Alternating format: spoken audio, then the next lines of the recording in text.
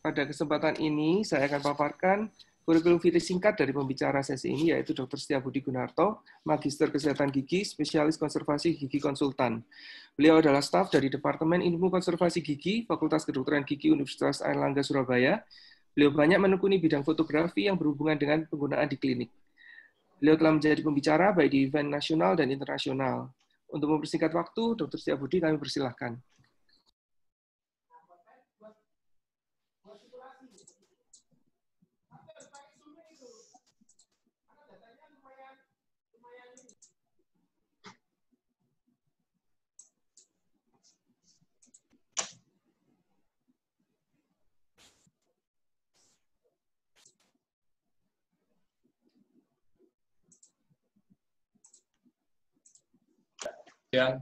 Jadi hari ini kita akan membahas mengenai easy and simple photography for teledentistry. Kenapa harus easy dan simple? Ya karena sekarang suasana COVID ya, jadi kita sekarang semua kesusahan. Jadi kita harus mempermudah. Jadi pasien mau cari dokter juga susah, dokter mau cari pasien juga sama-sama susahnya. Dokternya takut, pasiennya juga takut.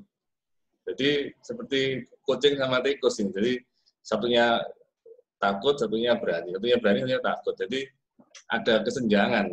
Nah, untuk mengatasi kesenjangan itu, ya, salah satunya bisa melalui teledentistry. Jadi dalam teledentistry ini kita tidak perlu bertemu langsung dalam suatu ruangan, gitu. Tapi kita nanti bertemu dengan pasien secara virtual. Nah, teledentistry ini sebetulnya amat sangat berguna. Cuman memang orang sekarang ini, terutama generasi Z, generasi yang lahir setelah tahun 96 itu, biasanya sudah pinter dengan gadget. Nah, jadi apa-apa, ada apa, mesti browsing. Nah, orang sekarang juga rata-rata main browsing. Jadi, seperti ini.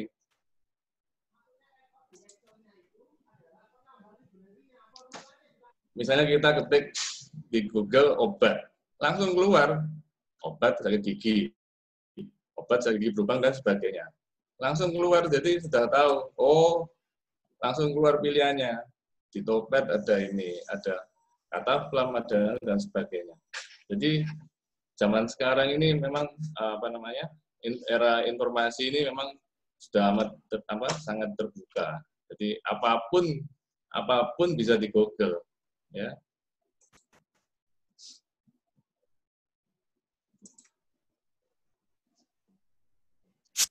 Nah,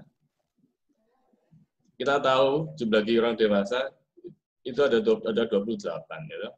Nah, bayangkan dari 28 gigi itu kemungkinan sakitnya misalnya 10% aja, berarti ada 1 atau 2 gigi ya yang bermasalah, gitu. Mungkin akan sakit. Ya sakitnya biasanya waktu punya kena batunya gigi atau kena tulang, gitu. Biasanya bisa sakit. Nah, kita lihat data jumlah penduduk 3,1 juta. Ya. Nah, kita bayangkan kalau dari 3,1 juta itu 10% aja misalnya. 10% itu misalnya sakit gigi, terus cari dokter gigi, gitu, berapa kemungkinannya? Gitu. Jadi sebetulnya pangsa pasar itu besar. Ya. Cuman memang ada kesenjangan. Nah, kesenjangan itu yang akan dijembatani dengan menggunakan teledentistry ini, ya. Karena apa? Karena teledentistry ini bisa menjadi sumber penghasilan, ya. Kita kalau mau praktek berhadapan langsung dengan pasien susah, ya paling gampang dengan teledentistry, ya. Mungkin nanti satu kali tanya mungkin 50.000 atau 100.000. Nah, minta resep atau apa. Nah, kalau minta resep kan juga bisa. Nanti resepnya tinggal kita kirim ke rumah, kan bisa. Nah, maka dari itu kita harus memahami betul penggunaan dan sarana dari teledentistry ini. Jadi menurut EDA, yaitu teledentistry ini, jadi bila suatu pasien ada di lokasi yang berbeda dari dokternya, ya, jadi beda lokasi. Nah, itu adalah arti dari teledentistry itu. Jadi misalnya kita di rumah, satunya pasiennya di seberang rumah, itu sudah termasuk teledentistry. Jadi asal tidak satu lokasi, tidak satu ruang gitu.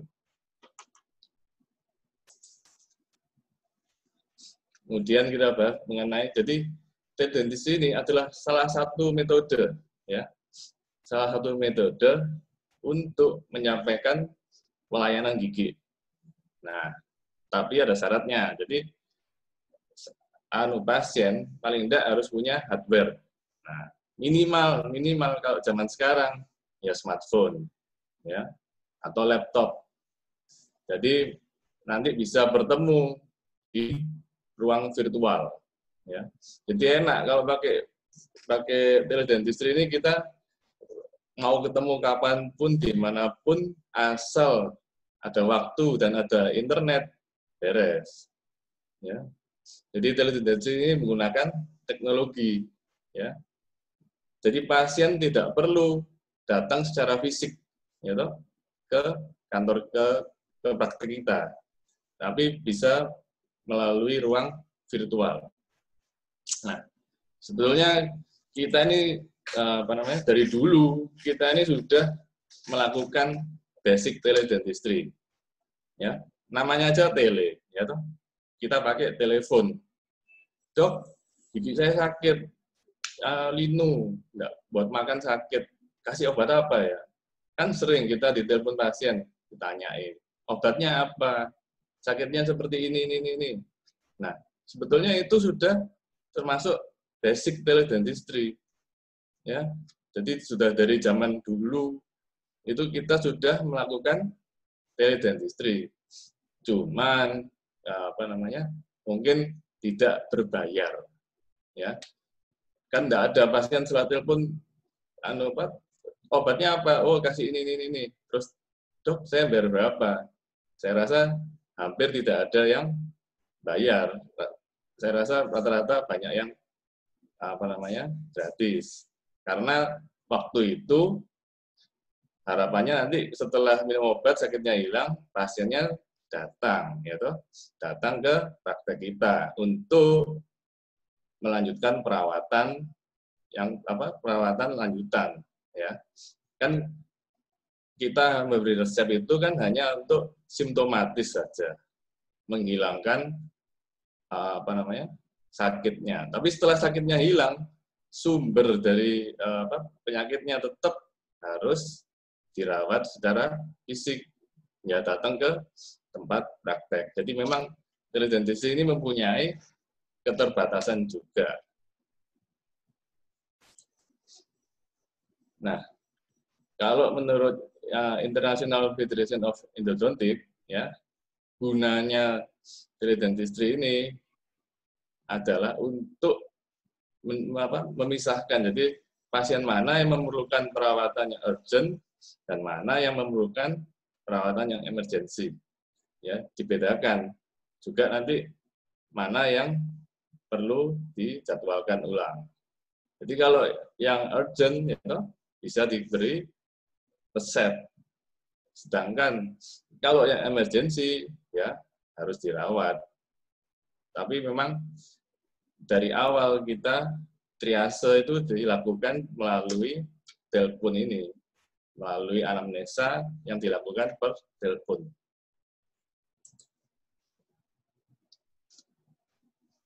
Nah, jadi kalau pasiennya sudah telepon, nah, lakukan screening, ya toh. Apakah dia masuk high risk, apakah dia masuk low risk. Itu yang penting. Kenapa? Sebab dari assessment itu nanti kita bisa mempersiapkan APD yang akan digunakan. Dan juga nanti kita bisa mempersiapkan rencana perawatannya. Kalau kita mau tidak pakai aerosol, kita pakai yang slow speed. Tapi sekarang ada yang, jadi mikromotor itu ada yang 1:5. Jadi kecepatannya kurang lebih sama dengan high speed. Cuman harus kita siapkan irigasinya, ya. Karena yang low speed mikromotor ini tanpa irigasi. Jadi harus kita pakai irigasi manual. Nah, kalau tidak ada aerosol, bisa kita lakukan emergency management procedure langsung ya. Oke, selanjutnya ke slide berikutnya. Nah, kita harus memahami, jadi platform itu yang paling banyak dipakai di dunia ini, yaitu Facebook, yaitu WhatsApp. Nah, kita bisa gunakan ini untuk keuntungan kita. Jadi yang paling banyak dipakai, kita pakai. Kenapa? Karena dengan memakai platform yang populer itu, kita bisa menjaring banyak pasien. Juga bisa pakai FB Messenger, ya toh. Nah, kalau TikTok ini saya agak ragu-ragu. Kalau TikTok ini mungkin cuma buat ya pasien menunjukkan giginya yang sakit sebelah mana pakai video. Ya. Kalau menurut saya yang paling efisien ya pakai WhatsApp, pakai Messenger, FB Messenger bisa. Kalau Instagram ini bisa juga, tapi pakai DM-nya ya. Nggak usah pakai story, nanti story nggak perlu ya toh. Langsung DM aja. Dok, ini giginya ini, gambarnya ini, dan sebagainya. Gimana caranya pasien kontak dengan dokternya melalui teledentistry? Ya, selain anamnesa, kita perlu foto. Ya, foto ini juga tidak hanya foto giginya, tapi juga foto panoramik atau foto ronsen lokal. Ya, jadi kita minta pasien melakukan foto atau video dari giginya di close up, ya toh. Kemudian di-share ke kita sebagai dokter giginya.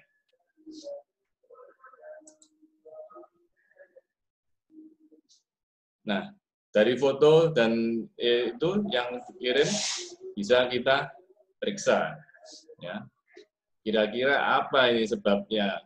Apakah karena karies, apakah karena trauma sakitnya itu. Jadi kita perlu foto untuk melihat langsung kondisi fisik dari giginya itu. Nah, ini contoh. Ini contoh apa? Ada pasien SMS WhatsApp. Gigi saya linu ya. Tapi ini giginya kebetulan di rahang atas kalau salah, rahang atas. Ya saya bilang ya fotokan giginya, kirim fotonya. Kalau dia bingung bagaimana cara foto rahang atas. Ya pakai kaca, saya bilang pakai cermin. Ya saya cuma ngasih perintah pakai cermin. Oke. Terus sama dia difoto. Ya kebetulan cerminnya besar, ya memang harusnya kalau cerminnya itu pakai cermin khusus berupa plat ya, bukan cermin untuk ini cermin untuk makeup. Difoto, setelah itu, nah dari foto kita bisa lihat. Nah pasien berusaha menunjukkan itu giginya yang lubang yang ditunjuk ya. Tapi memang pengambilan fotonya memang kurang bagus, jadi tidak bisa jelas, ya toh. Memang ada keterbatasan. Makanya kadang kita harus mengetahui teknik fotografi yang baik, jadi supaya kita bisa mengajari pasien untuk memoto dengan baik. Jadi ini foto dengan HP, jadi memang ada karies baru di gigi ini, P1-nya ini, bagian distal. Ada karies di sini. Makanya dia menguling. Selanjutnya, ini contoh kasus berikutnya. Jadi, pasien ini mengeluh bengkak. Nah, perhatikan, kalau yang sebelah kiri itu fotonya tanpa flash. Jadi hanya pakai cahaya ruang, cahaya yang ada. Kita bisa bedakan. Ini merahnya ini merah karena absesnya lebih jelas. Terus dia foto lagi pakai flash. Kalau pakai flash lebih tidak tampak. Karena flash ini juga pengaruh. Kalau jaraknya dekat juga bisa merubah penampakannya itu. Setelah dia foto dari ini luar, saya minta foto gigi. Oke, dia terus berusaha foto giginya. Memang kalau foto gigi ini paling enak difotokan orang, ya, karena bisa pakai flash. Kalau pakai foto selfie agak susah. Nah, ini dia foto, usaha foto. Dari foto ini langsung kita lihat sepintas ada lubang di mesial dari M1 itu. Ya. Jadi foto ini sangat membantu. Jadi kita bisa prediksi, oh kira-kira karena karies, gitu, atau karena apa, jadi bisa kita lihat. Terus kemudian ada lagi pasien tanya, terus saya suruh foto panoramik. Ya di foto, tapi dia hadapkan fotonya ke tanaman, ke jendela. Akibatnya foto panoramik ini jadi penuh dengan artefak. Ya, kita tahu ini kalau kita pasti anggap artefak. Nah ini. Terus saya suruh ulang foto. Saya suruh hadapkan ke cahaya lain, ke lampu. Nah, ini hasilnya lumayan. Cuman memang distorsi, ya. Jadi tidak pengambilan fotonya tidak tidak sejajar, jadi makanya fotonya jadi distorsi, gambarnya tidak baik. Nah, kalau untuk foto panoramik itu kita sebaiknya, kita kan punya LED monitor. Nah, kita tinggal nyalakan yang di komputer, gitu, notepad. Kita jalankan notepad, otomatis nanti dia akan layarnya putih semua. Nah, ini kan pasien kan nggak punya ini viewer. Yang punya viewer kan dokternya. Pasien kan punyanya laptop atau komputer di rumah. Itu yang dipakai sebagai viewer. Nah, jadi nanti pakai LCD atau LED monitor. Nah, ini foto panoramiknya suruh pasien tempelin ke layar. Kemudian difoto dengan HP biasa, gitu, tanpa flash. Nah, dari situ baru kita bisa mendapatkan hasil foto panoramik yang bagus. Jadi kalau foto panoramik itu cukup di layar monitor aja gini. Nggak perlu sampai naik-naik meja seperti kapan hari ada. Jadi kalau kita kan ngambil foto itu, patokannya itu di ujung-ujungnya ini. Jadi kalau pakai HP, ya toh, kita zoom. HP-nya kita zoom sampai di ujung-ujungnya ini aja. Jadi untuk menghindari distorsi dari gambar itunya, gambar fotonya. Akan saya terangkan berikut. Jadi kita akan menginjak pada dental fotografi. Nah, sebagai contoh, kita tahu handphone sekarang ini kan perkembangannya sudah pesat, ya. Sekarang minimal sudah 40 mega, 64, bahkan sudah ada yang sampai 100 mega. Terus lensanya ya sudah macam-macam, ada lensa makro, ada lensa buat tele, wide, dan sebagainya. Jadi handphone sekarang ini sudah oke. Nah, seperti gambar ini. Kira-kira gambar ini diambil pakai smartphone atau pakai pakai DSLR. Boleh silakan tebak. Jadi kalau mau nebak silakan tulis di chatnya. Nanti kita survei berapa yang nebak pakai smartphone, berapa yang nebak pakai DSLR. Jadi yang penting sekarang ini semua adalah kita harus pencahayaannya harus baik, ya. Pakai apapun pencahayaannya harus baik. Ya, ini saya lihat sebagian menebak pakai HP, ya. Oke, HP, semua smartphone. Oke, sekarang mari kita lihat kita lihat ini historinya. Nah, ini jadi memang betul ini kameranya pakai kamera HP. Waktu itu adanya Oppo F7, ya. Jadi kamera HP sekarang sudah mumpuni, sudah oke, ya. Yang penting pencahayaannya harus bagus, ya. Cuman memang ada satu masalah lagi. Nah, ini berikutnya saya tunjukkan. Seperti ini. Nah, foto yang di kiri atas ini pakai HP. Ya. Cuman kita tahu kalau kamera HP itu lensanya adalah lensa wide. Itu untuk lensa HP standar. Yang biasanya lensanya cuma satu itu biasanya wide. Lensa wide kalau untuk moto dari jarak dekat pasti dia distorsi. Akibatnya gigi 11 dan 21 ini tampak besar, ya toh. Nah, kalau kita cuma punya smartphone single lens, terus bagaimana caranya? Ya kita harus mundur, terus di zoom out, ya, mundur kemudian di zoom. Nah, ini bandingkan ini dengan smartphone yang kameranya banyak, ada dual lens dan sebagainya, triple lens, ya toh, sampai mungkin ada yang lensanya 4. Nah, tapi jangan salah pilih. Usahakan pakai yang telefoto. Jadi yang minimal yang 50 mili, jangan yang wide. Oke, selanjutnya ini. Kalau ini adalah lensa kit. Nah, lensa kit itu kan kita tahu 18 sampai 55 biasanya. Kita pakai yang 55. Ya.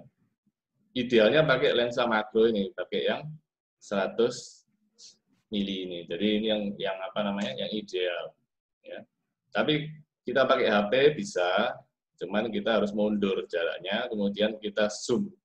Dengan kita zoom itu seakan-akan kita memakai focal length 55 sampai 100. Tapi memang jangan terlalu jauh juga mundurnya, ya. Kalau terlalu jauh nanti gambarnya resolusinya jelek, pecah gambarnya. Oke, jadi setelah kita selesai memoto, pasien yang ngirim ke kita. Nah, dari hasil fotonya itu, kita bisa memberikan resep. Tapi ini hanya menghilangkan simptomatisnya aja, ya toh. Sampai dia atau kita bisa melakukan pemeriksaan fisik secara langsung di tempat praktek. Ya, sementara kita beri resep. Kalau perlu ya resepnya dikirim pakai Gojek, ya toh, atau dikirim pakai Grab ya bisa. Jadi teledentistry ini sudah memungkinkan. Jadi dengan memakai itu kita bisa menjembatani. Jadi teledentistry ini menjembatani gap dari pasien dengan dokter gigi. Nah, selain itu juga dia bisa untuk triase dari pasien, ya toh. Antara yang emergency sama yang urgent bisa kita pisahkan. Yang high risk dengan yang low risk juga bisa. Kenapa kita perlu semuanya itu? Ya, supaya kita bisa menentukan rencana perawatan yang paling bagus dan efektif. Ya, kita tahu sekarang waktu viral load ya. Jadi semua itu ternyata kita tergantung dari viral load-nya ini COVID ya toh. Jadi semakin kita kerjanya lama, semakin lama waktu kerjanya, kemungkinan terpapar juga semakin besar. Ya, jadi kita harus melakukan perawatan dengan cepat, tepat, dan efisien. Nah, itulah gunanya teledentistry. Jadi sebelum pasien datang, di otak kita ini sudah ada tahapan-tahapan pekerjaan, SOP-nya itu sudah ada. Jadi pasien datang, cepat, langsung buka mulut, kerja, tidak pakai lama. Ya toh. Kalau pasien datang kita tidak tahu nanti ini mau kerja apa, ya pasti akan berlama-lama. Ya toh. Buka mulutnya lama, kerjanya lama, semakin lama paparan, semakin besar risikonya. Jadi kita harus efisien dalam perawatan. Ya. Jadi keuntungan utama dari teledentistry itu adalah yang pertama keamanan. Ya. Kita kan sama sekali tidak kontak fisik dengan pasien, ya toh. Otomatis kita aman dari segala macam ancaman virus. Pasiennya juga aman, ya toh. Pasiennya juga tidak perlu ketemu kita. Dia di rumahnya sendiri, ya toh. Jadi tidak ada risiko cross kontaminasi, tidak ada.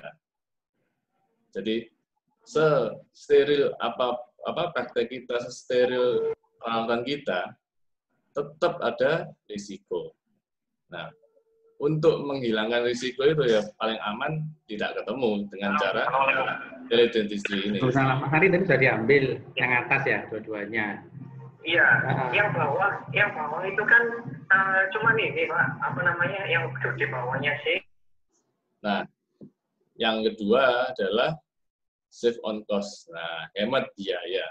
Tidak perlu beli APD, tidak perlu pakai APD, kan cuma teledentistry. Jadi kita bertemunya di ruang virtual. Nah, jadi tidak usah tidak ada biaya untuk APD. Jadi hemat. Terus keuntungan lainnya,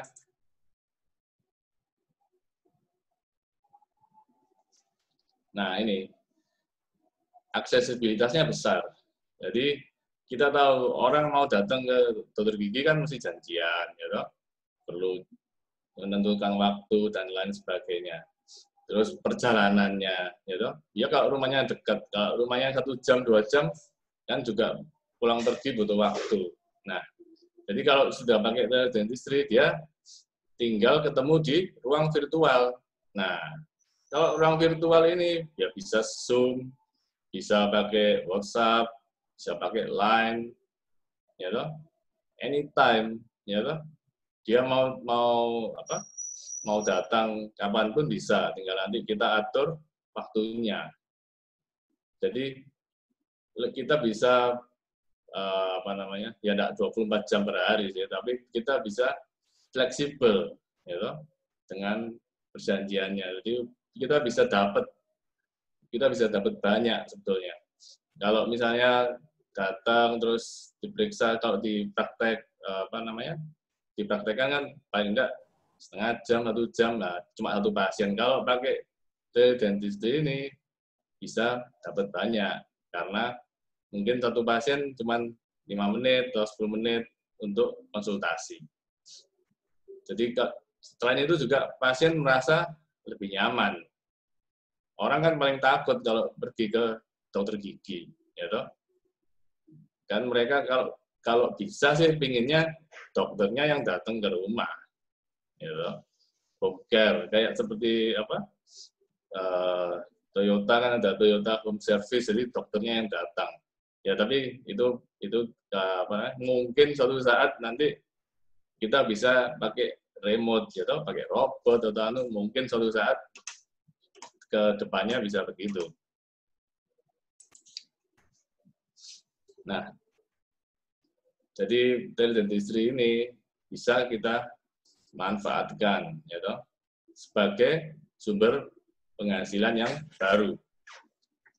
Jadi caranya ya kan, jadi kita bisa memaksimalkan internet, ya toh. Kita bisa menggunakan aplikasi, ya. Kalau aplikasi sekarang banyak, ya toh. Jadi ada tarifnya. Jadi kalau dokter A per kali konsultasi berapa, ada ininya semua, ada tarifnya. Jadi seperti kita ini visite tapi di ruang virtual. Jadi setelah misalnya kita melakukan tambalan atau bisa kita kontrol pasien ini juga melalui virtual visit ini. Jadi banyak keuntungannya. Cuma memang kita harus menguasai teknik untuk foto, ya toh, karena untuk kita sebagai dokter gigi amat penting untuk melihat visual dari gigi selain dari anamnesa. Jadi dari kombinasi anamnesa yang baik, foto gigi yang baik, kemudian kalau ada foto panoramik atau foto ronsennya juga, nah kita bisa menentukan rencana perawatan dan diagnosa kita dengan tepat. Juga kita bisa memberikan obat-obatan untuk menghilangkan simptom yang simptomatis. Nah, jadi amat banyak keuntungan yang bisa kita peroleh. Ya nanti selanjutnya ada hands-on-nya tentang untuk dental fotografi yang mudah dengan menggunakan smartphone atau handphone. Ya. Sekian dari saya. Terima kasih atas perhatiannya. Kalau ada pertanyaan, silakan ditulis di chat-nya itu. Ya, terima kasih Dr. Setiabudi. Untuk pertanyaan mungkin bisa dituliskan ya di chat.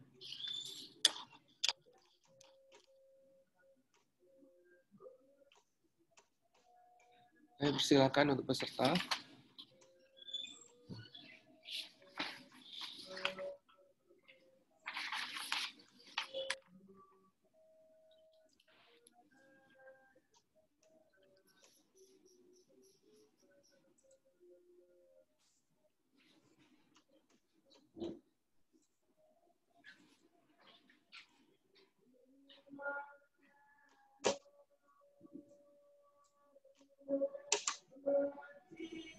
Tanya Mas Budi. Ya, monggo Pak Batu. Memang sekarang udah dunianya ya, IT. Terus nanti cara bayarnya gimana? Ya, kalau di aplikasi itu sudah ada tarifnya, Prof. Nanti tinggal dipotong kreditnya kita. Jadi kalau masuk aplikasi itu sudah ada berbayarnya, sudah ada tarifnya. Ada yang 50.000, ada yang 75.000. Nanti tinggal dipotong, biar bisa bayar lewat OVO dan lain sebagainya. Jadi kalau yang repot memang lewat telepon. Kalau lewat telepon kan, ya ada aplikasi banyak. Kalau masalah gini, kalau untuk konsultasi ini sebetulnya kita bisa masukkan di kan pasien bisa ngeklaim sebetulnya. Cuman memang harus kita kirim kwitansinya itu, kita tulis ya toh, konsultasi. Jadi sebetulnya tidak ada masalah. Perkara pembayarannya sebetulnya sudah bisa. Toh pasien kalau datang konsultasi ke ke tempat praktek kan juga ditarik, ya toh. Kan tidak beda sebetulnya. Cuman kali ini konsultasinya dia lewat virtual atau paling sederhana ya Pak, lewat telepon. Gitu. Cuma kalau selesai telepon kan kita tidak bisa, kadang-kadang ya sudah terima kasih, ya sudah, kita tidak bisa narik. Gitu. Tapi kalau lewat aplikasi, sebelum ngeklik mau konsultasi, dia harus bayar dulu. Jadi kayak sudah ada kreditnya, kita bayar dulu. Kalau kita dulu kan memang telepon itu kan harapannya nanti setelah telepon terus keluhannya sembuh, pasiennya datang berobat langsung ke ini dokternya. Iya. Jadi berarti kita harus buat aplikasinya ya. Nah, bisa kita ikut aplikasi. Tapi kan kita rata-rata orang punyanya WhatsApp pasti tuh, Prof. Nah, kita tinggal lihat kita punya kontak pasien tuh berapa. Kalau misalnya ada 500, 600 kan tinggal pasien nanti suatu saat pasti ada yang sakit tuh. Nah, itu sudah bisa teledentistry kita. Cuma mungkin nanti untuk penarifannya itu yang ya tergantung dari masing-masing. Aplikasi banyak. Jadi di Play Store itu banyak, tinggal cari. Nanti keluar pilihannya. Kalau nggak pakai aplikasi ya pakai WhatsApp pribadi, Line pribadi, DM pribadi, ya itu caranya. Cuma nagihnya itu yang repot. Minta bayarnya itu yang repot. Ya, terima kasih. Ya, terima kasih, Prof. Terima kasih, Prof.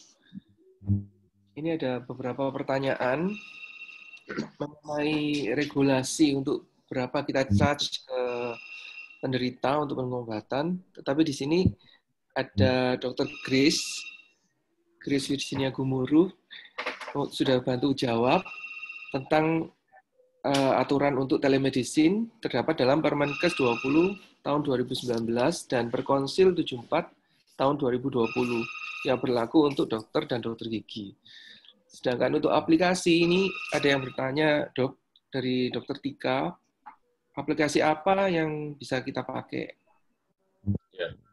Jadi kalau untuk aplikasi saya tidak bisa nyebutkan soalnya nanti dipikir endorse untuk itu. Tapi kita bisa search di Google Play Store itu bisa search yang pokoknya akhirannya ada doc-nya gitu. Awalnya doc atau akhirnya doc itu biasanya untuk aplikasi telemedicine. Nah, memang selama ini kita nunut di aplikasinya telemedicine. Di dalam telemedicine itu nanti ada teledentistry-nya. Jadi asalnya itu memang dari telemedicine. Kalau yang khusus teledentistry belum ada memang.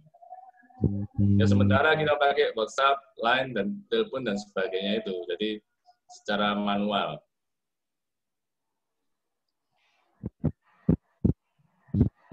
Nah, aplikasi di webinar minggu kemarin sudah ada ya. Jadi ada beberapa yang bisa kita pakai di Indonesia.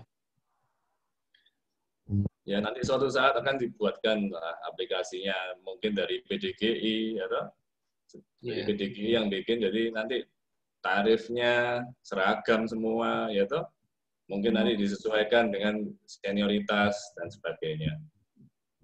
Ya, mungkin nanti yang kita usulkan aja ke PDGI untuk bikin aplikasi untuk teledentistry itu. Iya. Anggotanya kan banyak, jadi pasti peminatnya juga banyak. Selama ini kita cuma nunut soalnya yang di aplikasi-aplikasi lainnya itu. Ini ada yang memberi info katanya seperti di ID itu pakai aplikasi Halodoc itu. Iya, oh ya. Ya lebih aman kalau organisasi yang buat ya toh. Iya. Jadi kita punya payung hukum. Ya, payung hukum, jadi nanti kan menyangkut rekam medis juga gitu loh. Sekarang seperti makanya nggak seperti chat itu kan sebetulnya ini fotonya, ini analisanya sudah termasuk sebetulnya. Ya itu yang harus dirahasiakan sebetulnya. Jadi harus makanya kalau ada aplikasi rasanya lebih oke. Yang penting security-nya itu ya Dok ya. Untuk oh iya. Oke. Kalau pakai punyanya dari organisasi kita aman, dari segi hukum kita aman. Iya. Ini ada juga yang bertanya, apakah di aplikasi kita bisa langsung meresepkan obat? Kalau misalnya pakai aplikasi gitu. Kalau nggak salah bisa itu. Ada yang bisa. Nah, kalau kita manual ya resepnya kita kirim ke pasiennya, gitu. Tinggal kasih alamat, kita kirim manual. Atau pasiennya datang ambil. Tapi paling aman ya kita kirim dah. Kirim resep ke pasien yang membutuhkan. Iya. Ada pertanyaan lagi mungkin dari para peserta? Sebelum sesi ini kita akhiri.